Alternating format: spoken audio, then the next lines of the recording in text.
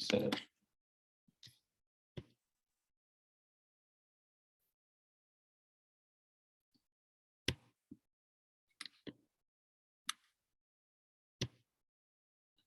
All right, so we're streaming and we're recording. So I just want to make sure everybody can hear me. Yes.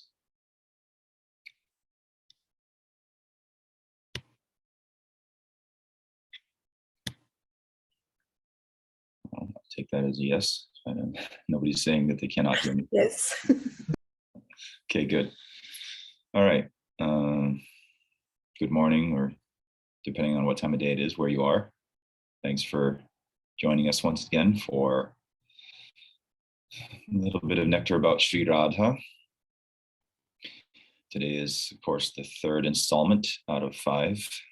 Since I'm lucky to have, as Shamananda so graciously pointed out to me, 5 Mondays to speak on in this month rather than 4. So I had to arrange things a bit differently. But today we're hearing about the Sakis of Sri Radha, types of gopis and whatnot.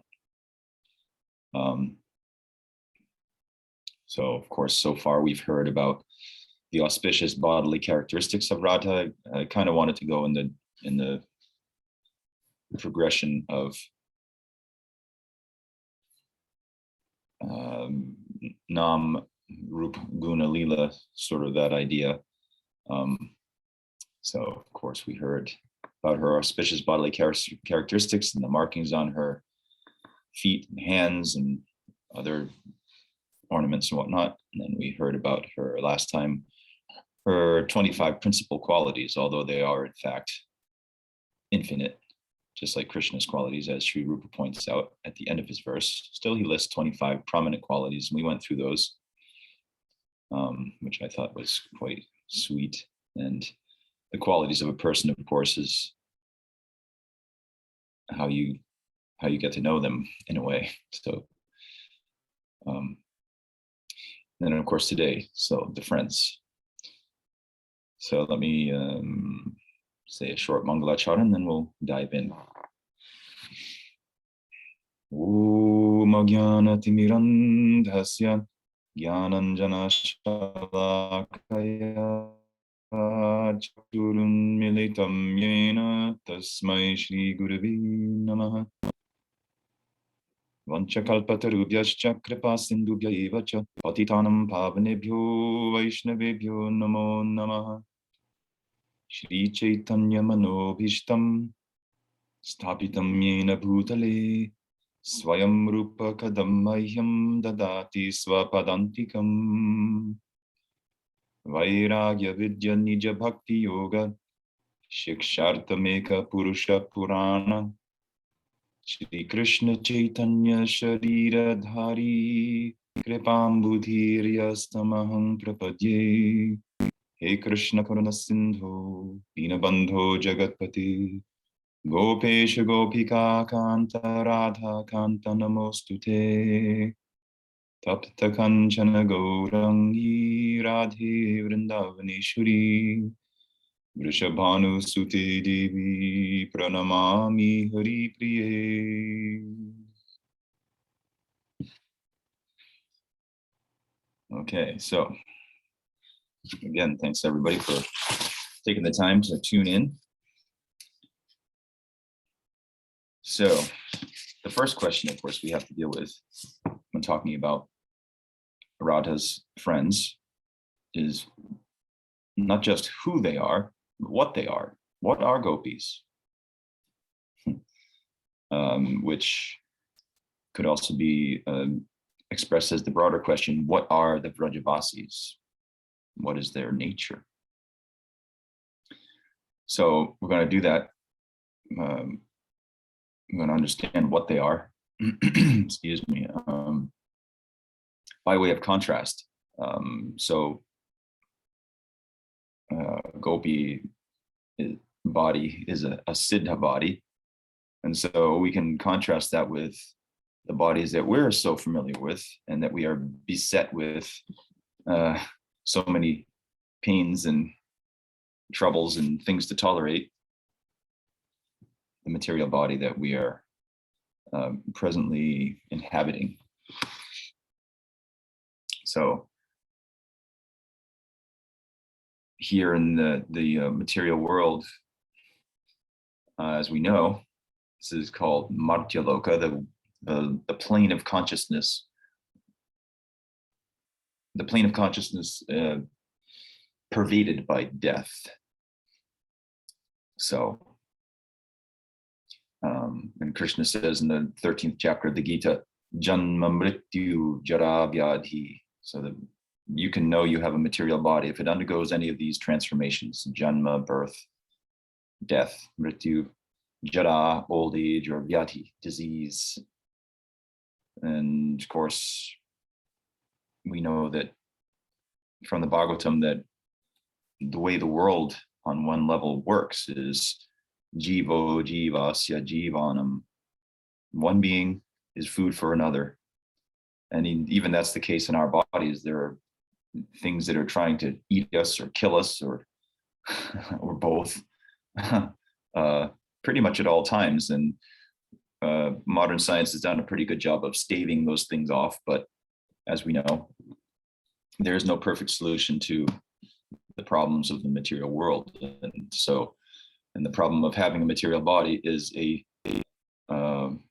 in one sense, it's a permanent one. In another sense, it's a transitory one. For the soul, it's transitory because we know we get these bodies, we put them on like clothing. We drive them around for a while, some people more gently than others, and eventually they wear out and we discard them, and then we pick up another one. Srila Bhakti Rakshak Sridhar Dev Goswami Maharaj compares this cycle of transmigration of the soul from one body to another as chain smoking, because the body is consumed by Agni very, very slowly, but ultimately the body burns up and dies. So Sridhar Maharaj is like, we've got one in our hand and that one's just finishing. We're lighting the next one off of that and just going from one body to the next, to the next, to the next. And so in the plane of death, we've got these four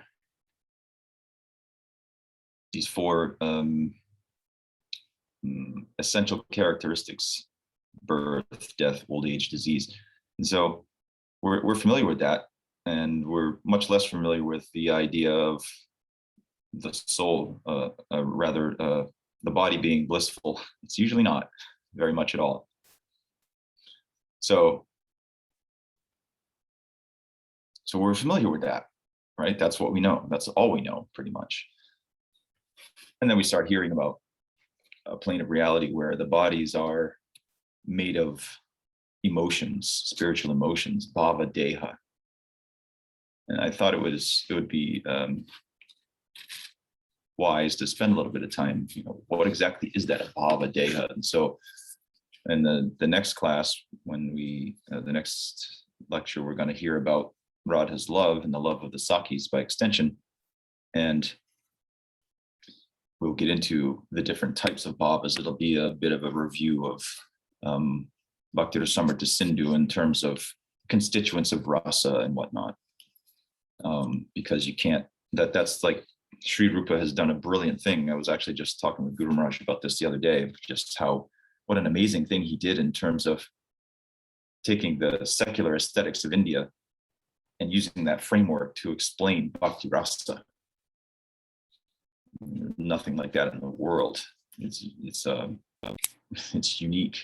And besides just as I mentioned in a previous class, the sheer volume of information that's there, but it's like it's a coherent system. It all makes sense. And so you've got all these bhavas that are interacting with each other and playing off one another and augmenting one another and bringing one's,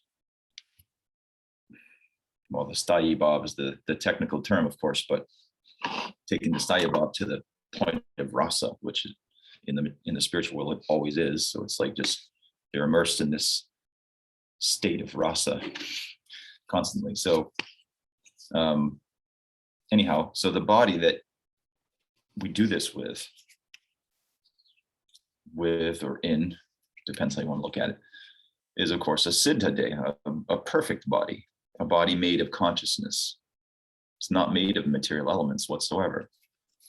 So that's a pretty foreign idea to begin with, because we have no reference for that. What could that possibly be like, you know?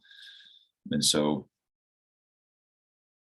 but we know that the Citta Deha is composed of the Swarup Shakti. So rather than, so it's categorically different, of course. The Maya Shakti is the source of the constituents of the material body. And so therefore the material body, upon its demise, dissipates, all those elements dissipate back into the material, you know, flux. And the soul is unaffected. But with the Citta Deha, that's a completely different thing. It's like there is no difference between their soul and the body. And so we know that there's three major aspects of the Swarup Shakti: Sandhini, right? The existence, or Sat. And there's no, and that could be characterized as there's no decay or no entropy. And entropy is a technical term used in the sciences to describe the loss of energy in a closed system like we have in the material world. It's entropy is another way of saying death. So we've got a world that's governed by entropy. From the moment you're born, you're on this course of, at a certain point, the body peaks in terms of its physical capacity, and then it's on the way down the backside of the curve. Some of us are further down that curve than others, but you know, the body doesn't last. We know that. And so the Citta Deha is, like, in that respect, is completely different. A body that doesn't decay. It's the same age forever. Well, that's pretty awesome. I want to sign me up. I want one of those. And not only that, Sangvit.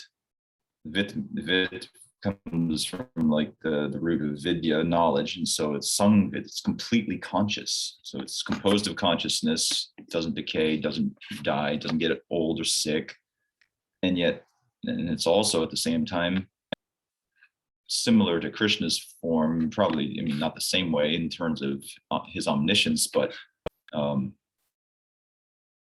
fully conscious. So I don't know if you've ever watched, sometimes I get a craving to watch these videos of people who've had near-death experiences, which are pretty instructive.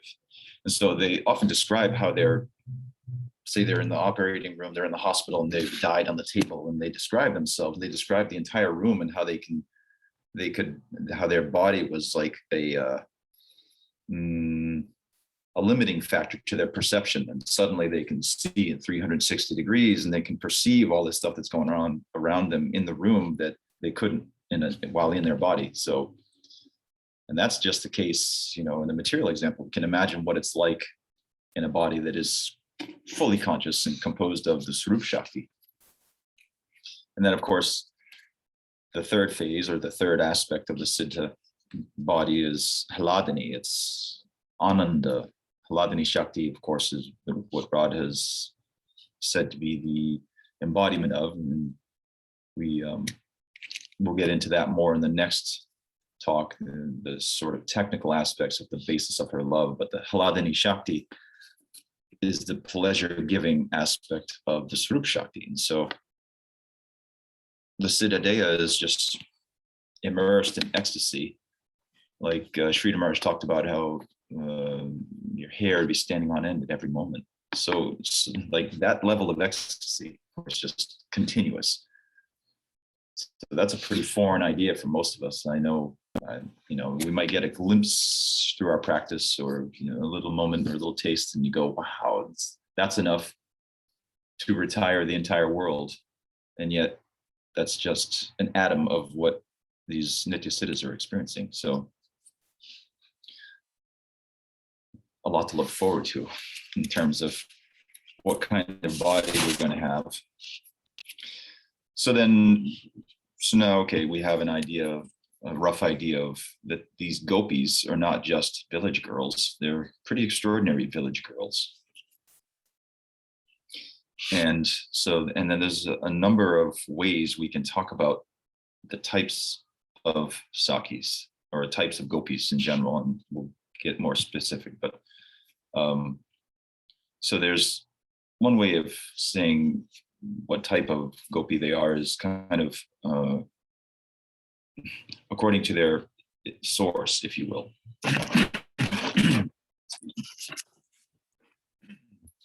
Which obviously source implies time when they weren't there, and that's not the case, but we have to talk about it somehow. So there's the Kaya Vyuha, and I mentioned this in the previous talk. The Kaya Vyuha, the Radha's expansions, so they're obviously not Jiva Tattva. Then there are the Nitya Siddhas, who are Jiva Tattva from Baladev. They emanate from Baladev, and they reside in the spiritual world, never been materially conditioned. And then there's the Sadhana Siddhas, and that would be us. Or at least some of us, Shamananda for sure. So I think most of all of the gopis that we know the names of and whatnot, they are Kaya Vyuha of Radha. They're her expansions for different moods and different pastimes. In fact, there's a really nice description from the Murali Vilas, which says Lalita and the other girlfriends are Srimati Radharani's Swarup. Sri Rupa and the other manjaris follow Radha's nature. They want to increase Krishna's happiness through following her mood, and in submission to her, they are absorbed in both Radha and Krishna. Taking shelter of her, they try to increase Krishna's happiness. They are called Priyanarma Sakis. Being born from Radha's passionate attachment, Rag, for Krishna, one manjari is named Sri Raga Manjari. Another's existence springs from Radha's form, her Rupa, and is therefore known as Sri Rupa Manjari. Ananga Manjari arises from her desire, and so it is with all the manjaris. So obviously that's talking about kind of getting a bit of ahead of the topic, but it's talking about a specific type of Saki called the Prana Sakis or Nitya Sakis, aka manjaris. We're getting ahead. So that was it's a nice quote to understand just the nature of the Sakis and how they're that the particular point that I wanted to emphasize through quoting that was just how the different aspects of Radha are embodied in these different girls who are her servants. So, and that's I think Guru Maharaj has talked about it in the way where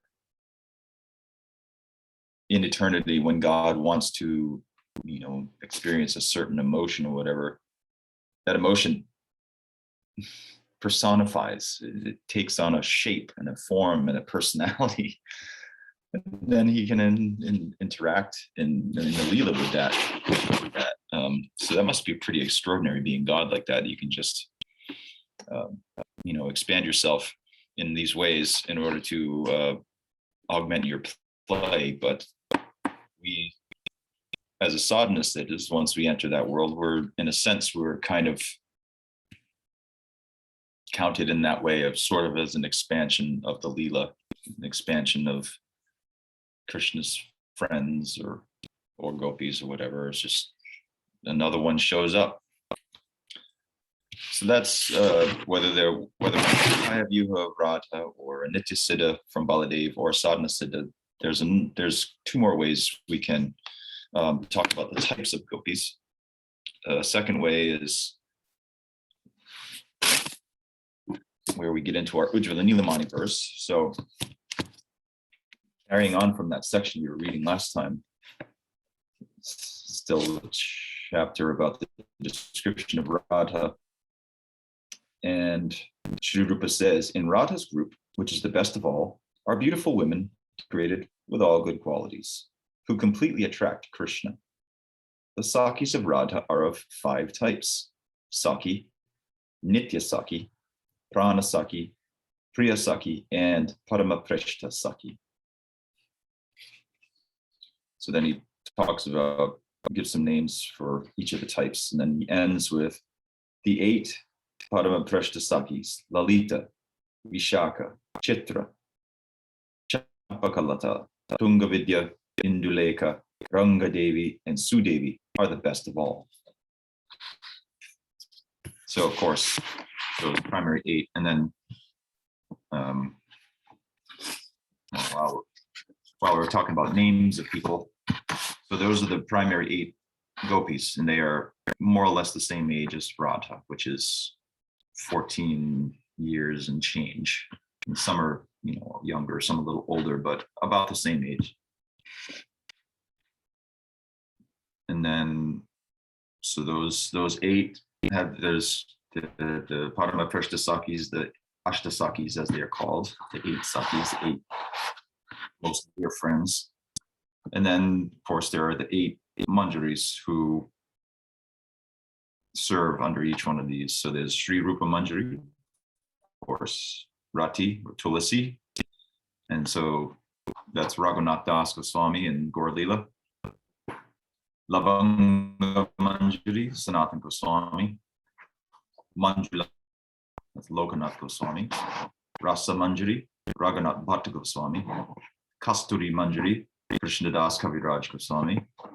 Guna Manjari, that's Gopal Bhatta Goswami. And Vilasa Manjari, who is Sri Jiva and Gaur Leela. And of course, the other 8 have been identified in books like the Gaur Gano Deshtipika, but I don't have a copy of that, so we're not going to go into who they are. And Gaur Leela, I actually had an interesting discussion the other day with Guru Maharaj about Ramananda Roy and Sarup Damanar and who they are in Krishna Leela and whatnot, which I won't get into because it was one of those that just makes you kind of scratch your head and go, okay, there's different ways to look at it. All right.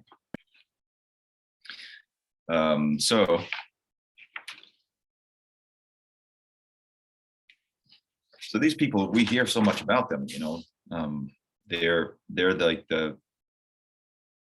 you can't talk about Radha and Krishna without talking about these people, which is why we're talking about them. Because they're essential to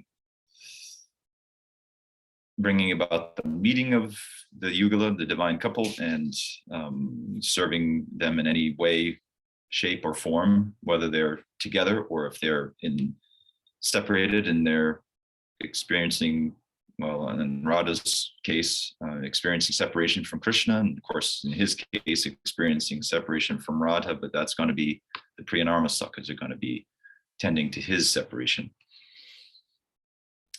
So,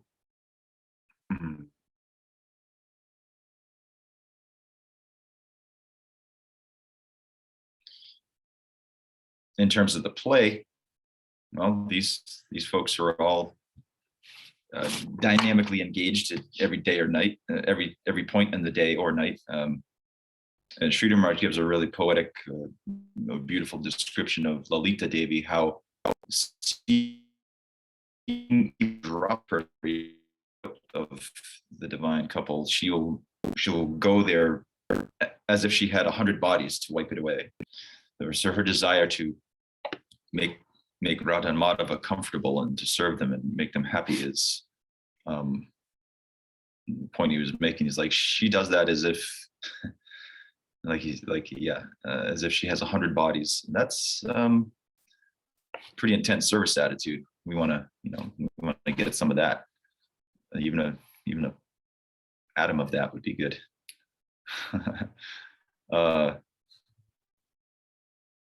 So we got these 5 types of sakis, and the ones that we're most concerned with, I guess you could say, are the Paramaprashta sakis, the Ashtasakis, and of course the Manjari sector, the Nitya sakis or the Prana sakis. So I guess at this point, it would be wise to talk about, well, the windows of opportunity that we as Gaudiyas have been presented. So in Bhaktivinoda Parivar, we know that, and we know in general that the majority of people who take shelter of Chaitanya Mahaprabhu's teachings of bhakti are destined to be difficult to talk about. Most people are going to be drawn to the overall, the main emphasis of the sampradaya, which is, of course, Madhura Rasa or Sringar Rasa. But since the sampradaya was founded by not just Chaitanya Mahaprabhu, but by Nityananda Ram as well, then there are going to be some who naturally will be attracted to the Sakya camp, as we know in our Sangha. So those, even though Madhurya Rasa is the primary and the far more popular path to take, you don't really hear a lot about systematic practices for attaining other rasas, and then but the people are there, obviously.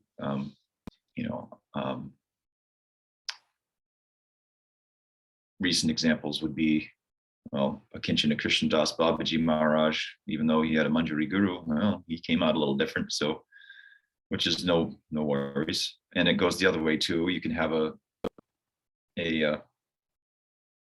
guru who's either situated in, let's just say, situated in Sakya Rasa, and still be, one could pursue Shringar Rasa under that person, if they are Priyanarma Sakas. In other words, if they got that aspect of their bhav is involved in the romantic life of Krishna. But as far as Sakya being a window of opportunity in the Bhakti Vinod Parivar, as far as I recall, he mentions it, I think, in maybe Navadvip Bhavataranga or something like that. And he mentions it in passing, it doesn't, he says nice things about it, which basically we take to be as him opening that window. And so that's the two. You can be a Gopa or a Gopi, and both of them are kind of similar. The Bhavalas Rati, which we're going to talk about a bit, is, it's obviously a type of Saki Bhav, and then the Priyanarma Sakas Bhav is sometimes called Saki Bhav as well. So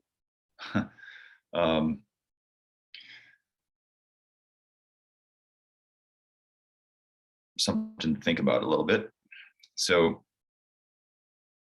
I wanted to read, there's a couple of really nice things that I've found the last week or two that are pertinent. So this is a copy of the Sanat Kumar Samhita, which is a part of the Shiva Purana, I believe Guru Maharaj said. Anyhow, there's a description of the Manjari in it, or I should say it's more of a prototype is given. So this is Lord Sadashiva speaking to Narada. And he says, one should think of oneself as a beautiful young gopi girl, expert in various arts, pleasing to Lord Krishna, reluctant to directly enjoy with him, even if he were personally to invite you. A follower of Sri Radha, always devoted to her service, more affectionate to Sri Radha than to Lord Krishna himself. Every day, carefully and affectionately arranging the meeting of Sri Radha Krishna and becoming happy to see them pleased by your service. Thinking of oneself in this way, one should serve Sri Radha Krishna from the early morning of Brahma Muhurta to the end of night. So that's clearly a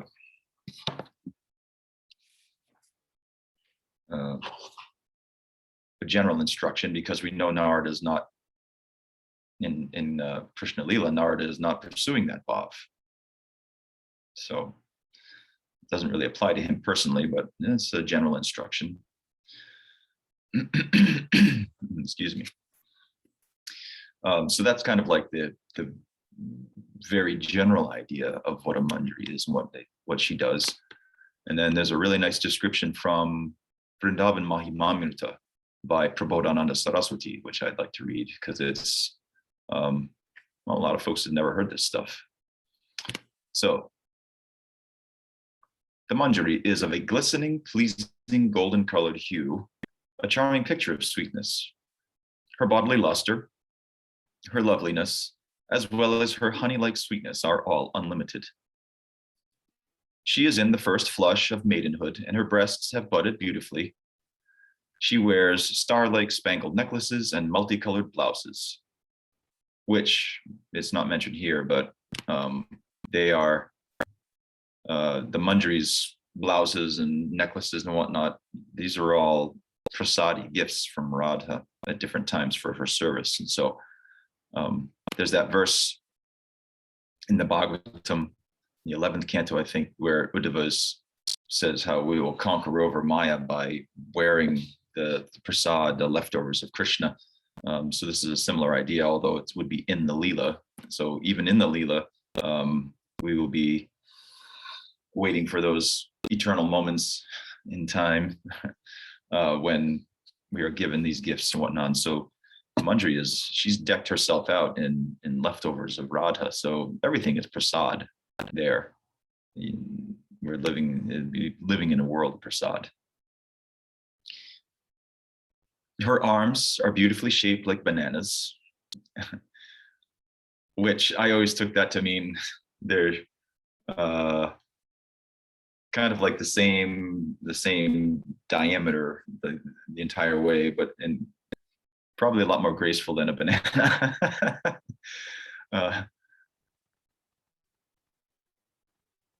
And are further enhanced by bracelets and jeweled armbands. The vine of her braid hangs down to her captivating buttocks, and its lolling movements augment her beauty. So as she walks, her braid will swing back and forth. She has an enchantingly thin waist. A divine silk garment, folded alluringly, hangs down over her ankles. A fine cloth decorated with flowers and leaves covers her hair and the sides of her face. The enchanter, Sri Krishna, glances at her again and again. She has sweet and shy smiles. She has playful glances, which the glances, that's something I meditate on a lot because there's a description of them often with how the gopis and Krishna are exchanging glances in different covert ways. And excuse me. And in the Bhagavatam, there's one verse in, I forget which chapter, might be the Gopi Gita, where the phrase uses kataksha moksham, these sidelong glances. So she has playful glances. And so she also knows how to make many attractive movements. So these different gestures, hand gestures and whatnot. She is always feeling thrilled by the loving affairs of Radha and Krishna. She's expert in the many arts, having been taught by Radharani herself. She's especially attractive due to being decorated by the divine couple's gifts of leftover garlands, I already mentioned that, ornaments and clothes. She's endowed with unlimited good qualities, of which humility and mannerliness are foremost. She is competent to understand Radha's wishes by her slightest glance or hint. She relishes Krishna's leftover pan and betel nut and is very much the object of the divine couple's affections. She carries the necessary paraphernalia, like golden water jugs, etc., for the nightly meetings of the holy pair. She constantly tastes the sacred rapture arising from Radha's form, qualities, and pastimes, and thinking of her affairs with Krishna, Radha's affairs with Krishna, she always feels a thrilling sensation. She's always immersed in an ocean of happiness due to her intense loving affection for Radharani. In the past, present, or future, whether awake, dreaming, or in deep sleep, she desires nothing other than service to Radha's lotus feet. Other than Radha's lotus feet, she knows nothing, not even in her dreams. She rushes toward anything that bears even the most insignificant relation to Radha in the way that rivers rush to the ocean.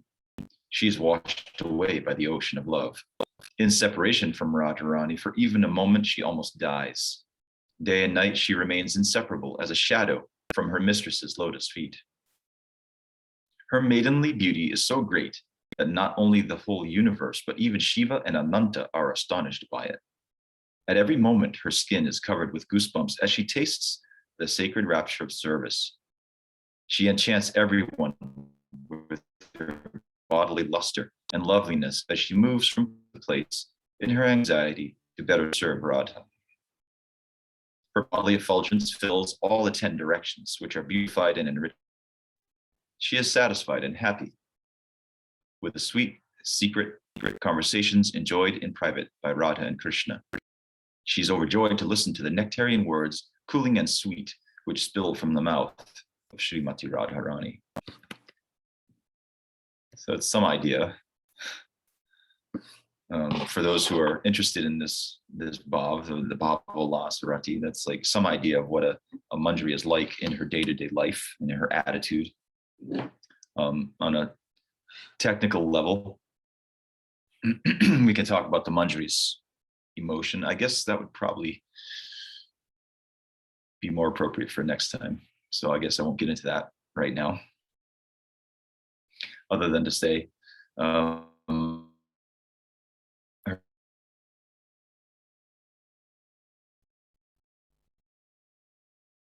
well, going back to the types of gopis. So another way of describing them is there are 2 types, basically. They're the ones with, well, 3. Sama sneha, they have equal affection for Radha or for Krishna. Asama, unequal affection, so some more for Krishna, some more for Radha, and then sama sneha, there's right, well, there's 2, yeah. Same, either equal affection or more for one or the other at different times. And the Paramaprishta Sakis, the Ashtasakis, they will have sometimes more affection for Krishna and sometimes more for Radha, depending on the situation. So if Radha's feeling separation from Krishna, then they will have more affection for her.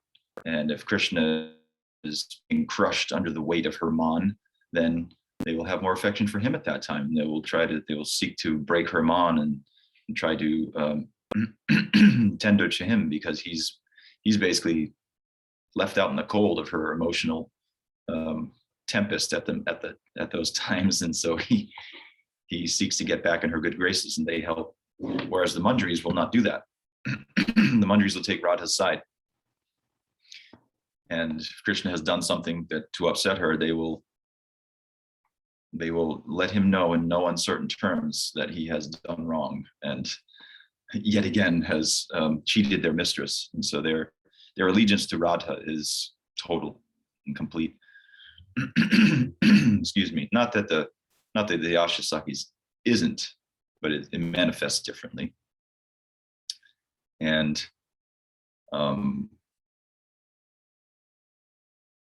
so the word bhav ulas comes from how their bhav is being, their sthayi bhav is madhura rasa, which means for Krishna.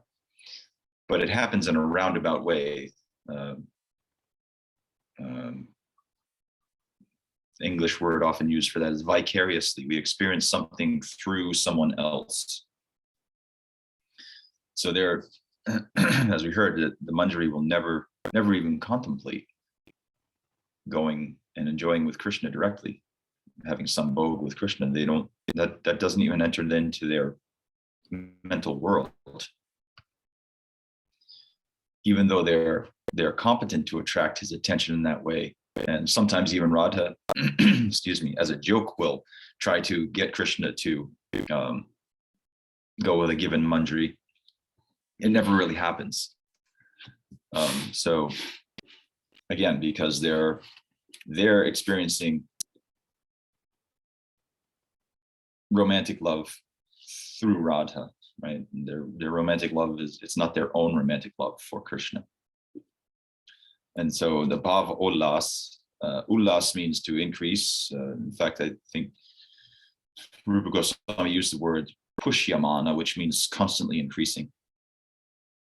So bhav ulas is, so there are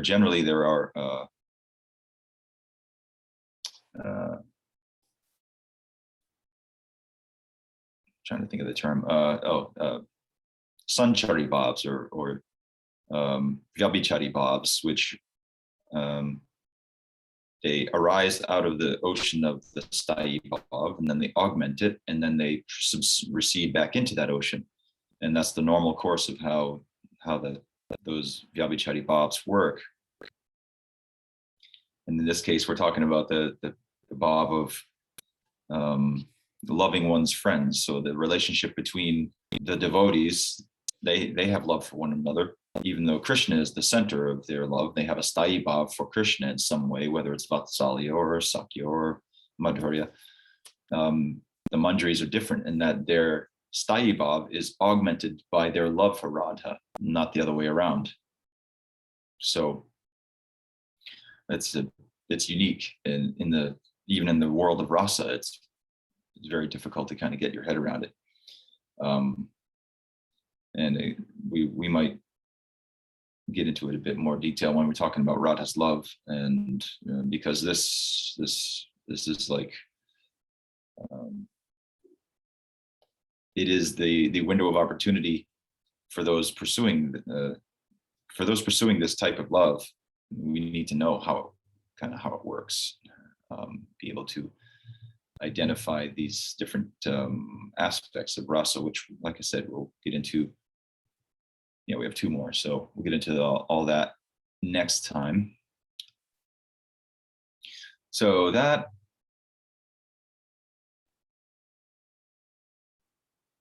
is a head full. That's a head full to think about. Not only are we going to a place where we have a body made out of consciousness itself and has senses just like we have now, but our senses, just like, well, you won't find the gopis putting these on so that they can read books when they get older. That doesn't happen. All right. They don't get up in the morning and go, "Oh, I'm getting too old for this." And that doesn't happen. They're living in bodies made of consciousness. I mean, just that one point is enough to fry your circuits, just like, wow, what is that? And I like a phrase that Prabhupada used often. It was like, try to understand. So we can't necessarily understand. We may not have realization, but we at least try to, understand what this would be like with our intelligence, to get us some, even in the ballpark, is an amazing thing. Just what it is. What are these people? What is, Radha? Because it can be a little bit easy to start to take things for granted, and just think about things in a dogmatic way, or you just become so familiar that you overlook just the sheer amazingness, if that's a word, of what we're involved in, and just like how did this come to us, that we have the opportunity to enter into a world that is like this. I mean, it's a lot. And so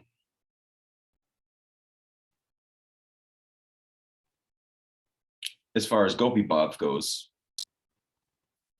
it's the same in the general way, that it's all based in service. That's the thing. So there's no question of having a Citta Deha without being very, very deeply committed to service, right? It's a body, it's a bhava deha, and those bhavs are serving Krishna's tasting, his rasa raj nature, somehow, directly or indirectly, in the Leela. And Guru Maharaj has been speaking about more recently. I noticed as he gets older, he's talking about these types of things more and more in terms of a meditative. It's a meditative reality we enter into. He's speaking less and less from a literal, like, yes, there's a physical place on earth that we can experience these things. It's more of, it's an internal thing. It's going on in the heart of the devotee. And so we may have a general inclination toward one or the other of the bhavs that have been extended to us, these nitya siddha bhavs, these bhavs that are eternally existing in that world, and that eventually gradually start to awaken in the heart of the practitioner. So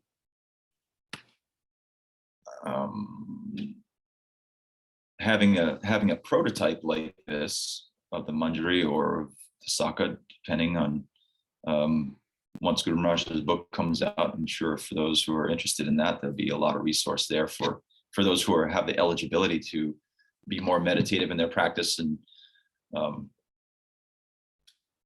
because the Citta Hari starts showing up in the sadhaka's life in different ways, subtle ways at first. And just, in the first, the very, very basic manifestation of the Citta Hari is an inclination toward one bhav or another. Because again, the Citta Hari is a manifestation of a particular bhav, feeling. So if one is inclined or one has a feeling, I like the gopis, then that's the beginning of your Citta Hari starting to awaken. When one goes, oh man, I hear about Guru Maharaj talking about those gopis, I just want to be with them. That's the beginning of a Citta Hari. And then of course, with descriptions like these prototypes, again, they're just prototypes, but they're useful, for meditation. Think of yourself with this general nature, and you gradually start to kind of project yourself into the Leela in this, or inhabit service, or inhabit space in the Leela, I guess you could say, or contribute something toward the Leela and do Leela Seva. And from the vantage point, or you start to say, read the Bhagavatam from a particular point of view, right? Like for example, there's a couple of verses. Let's see where they're from. They're in the when Guru Maharaj was speaking in North Carolina, these verses caught my attention. They're from the 15th chapter of the 10th canto, and this is the description of when Krishna is coming home he's coming back to Vrindavan from herding the cows all day. His hair is powdered with dust, and the gopis, all the gopis who have been stuck in the village all day, they come forward to see him. Now, of course, the parental sector, they're looking at him directly, and then the younger girls, and of course, in this 15th chapter, this is like these two verses that they kind of go together. And they describe the very beginnings of Purva Rag. So this is like, Krishna's just become a full cow herder, and already Purva Rag is starting to manifest in this very, very subtle way. So these two verses, they can be meditated on from either perspective, as one pursuing Sakya Ras or one pursuing Madhura Ras in it. So that's very interesting how as one progresses, you start to look at read the Leelas and contemplate these things from a particular point of view, whether it's going to be as a Saka going with Krishna during the day, or reading about different Leelas and thinking about them from a particular point of view. So that's also a manifestation of the Citta Hari. It's not the specifics of one's age or where one lives or what one's wearing, though that'll all come probably much later, Shakti. But we can see a general trend, then we're moving in the right direction. So anyhow, that is a little bit about the friends of Radha and her, in particular, her younger friends. So Radha's 14 years, 7 months and change, and so most of the Manjaris are in the 12, 13-year-old range. I think Bhaktivinoda's description of himself as Kamala Manjari, she's 13 and some months. So depending, I don't know what determines that.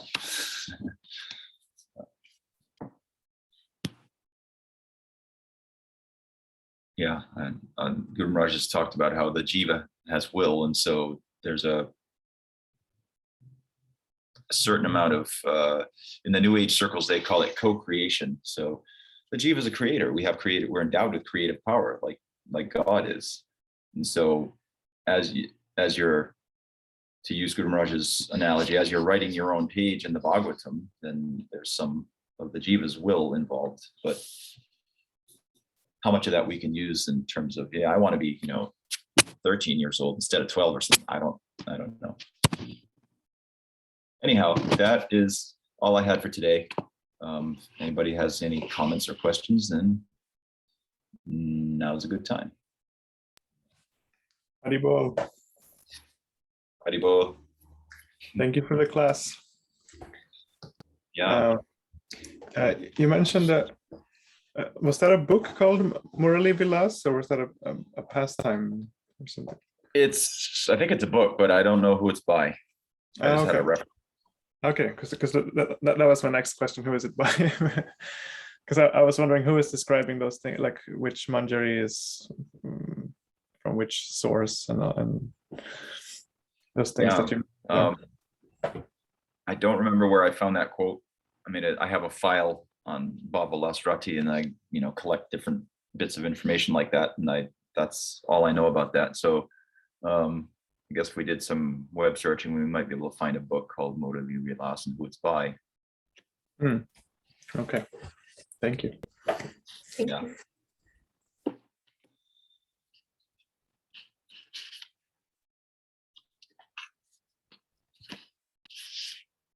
Good morning, Chitta Prabhu. It's Connie Ram here. Can you hear me? Hey, Kanaram. I can't hear you. Can't hear me. Let's see. Did you We'll click get there, on maybe. English and mute original audio? Yes. Let's see here. Where's my...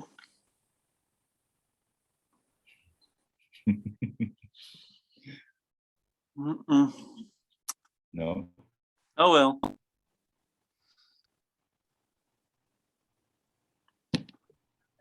Citta Hari, if you want to hear him, you can unmute the original audio, then you will be able to hear him.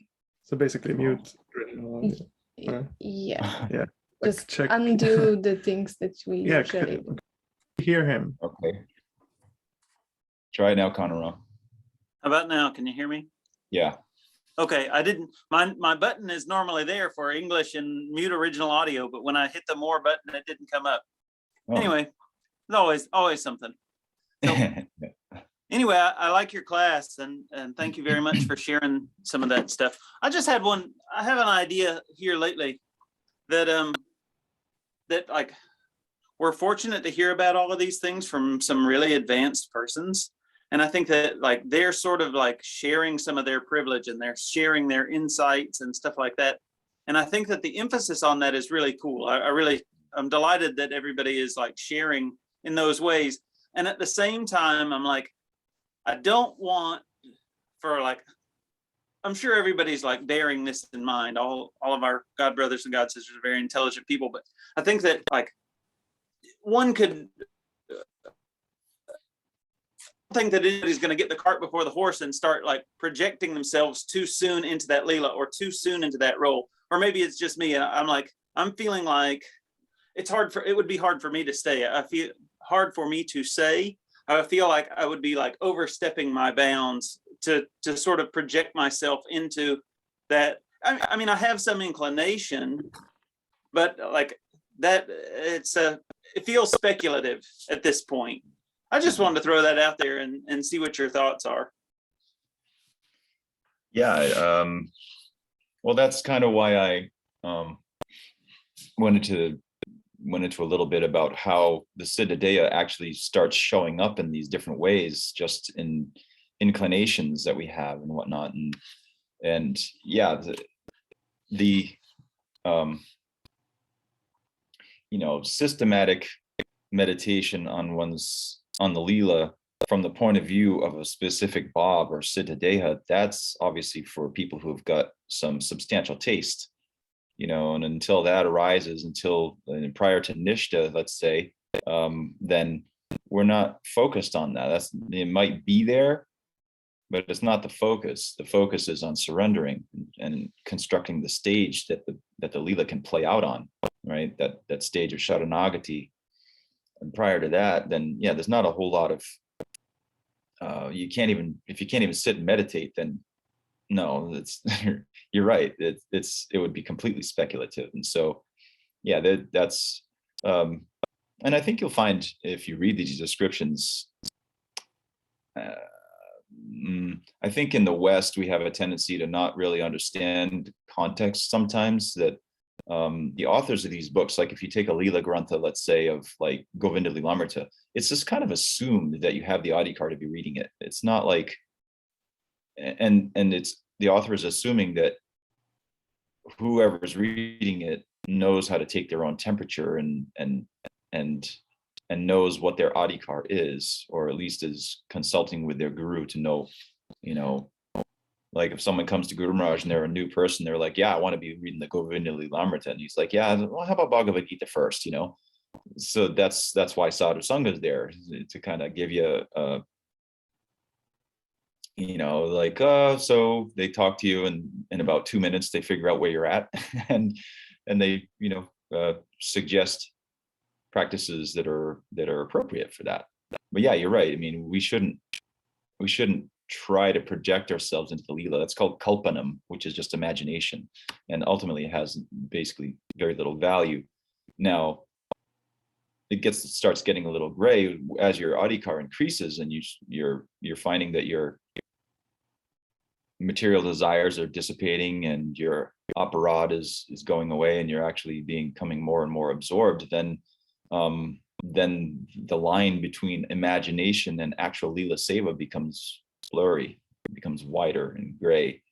And then at a certain point, then yeah, it's not imagination anymore. It's not imagination, it's visualization of a soul that's substantially purified, somebody who's got the humility of the stage of Nishta, humility that's arising from the soul because they're in contact with the absolute and they know how small they are.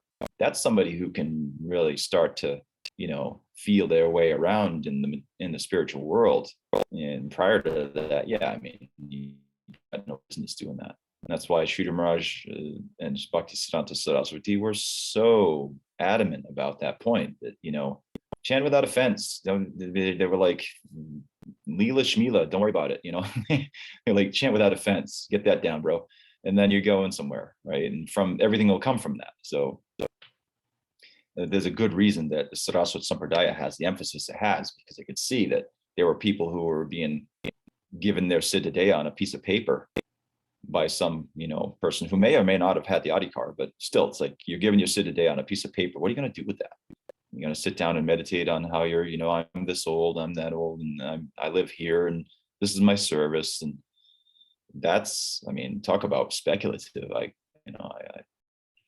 So yeah, we take a simplified and ultimately I would say probably more foolproof approach of just, focusing on the basics. And then, like the way Sridhar Maharaj talked about it, is like, we will approach Raga Nuga Bhakti with it, keeping it on our head, and with the idea that I'm less worthy, I'm not qualified for that.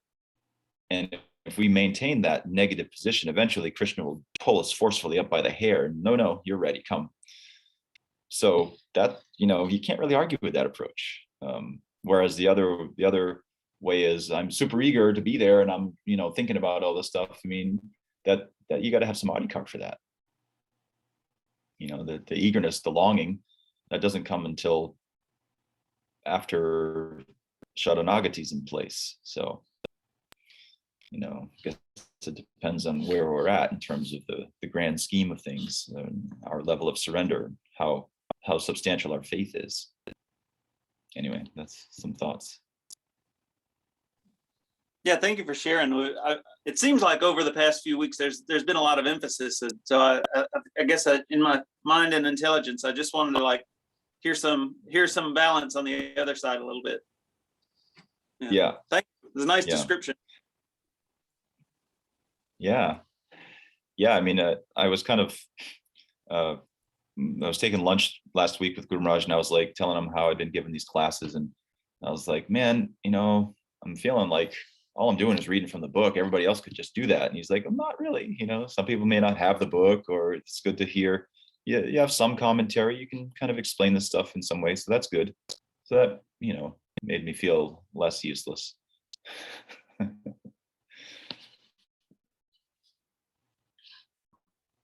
Yeah, I appreciate you. Thanks for sharing. I know you've read some books and thought about that stuff a little bit. Yeah, reading books is one thing. Having it as an aspiration, that's kind of the next level. And then, starting to actually get some insight into it, that's also good too. Mm-hmm.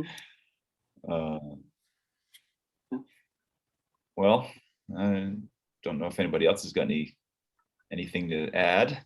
If they do, by all means. Otherwise, I guess we'll wrap it up.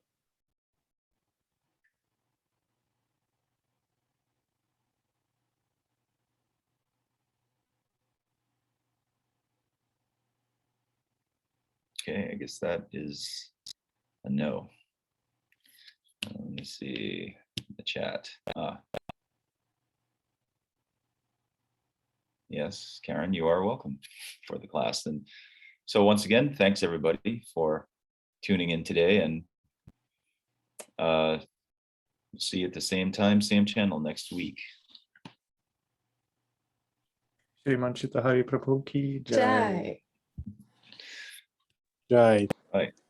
Hari Bol. Hari Bol.